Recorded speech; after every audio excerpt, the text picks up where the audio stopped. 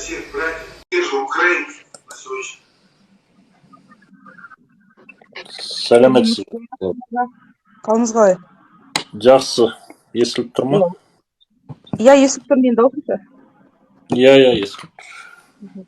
Өткенде видеода заңды бұзатын сөздер бар ма? Кейбіреулер жоқ деді, заңды бұзған сөздер жоқ деді. Қайсы ана? Әйел. Иә. Бар ғой, негізі бар ғой.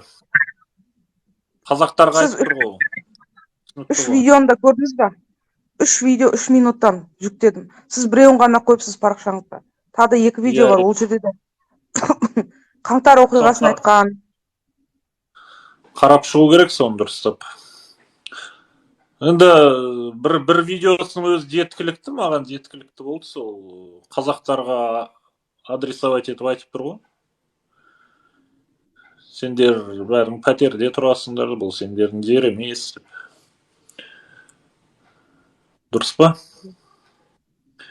Тышасыңдар, тышасыңдар. Ау, ұлтаралық халалдық бар ғой. Срете, блюете деп айтып тұр ғой қазақтарға. Біз сөйтіп орысқа айтсақ, бізді қамап тастайды ғой бірден. Дұрыс па? Дұрыс, иә. Таңғы 5-те айтуды бастадым, мен оны танымаймын да, былай парақтап көріп қалдым да.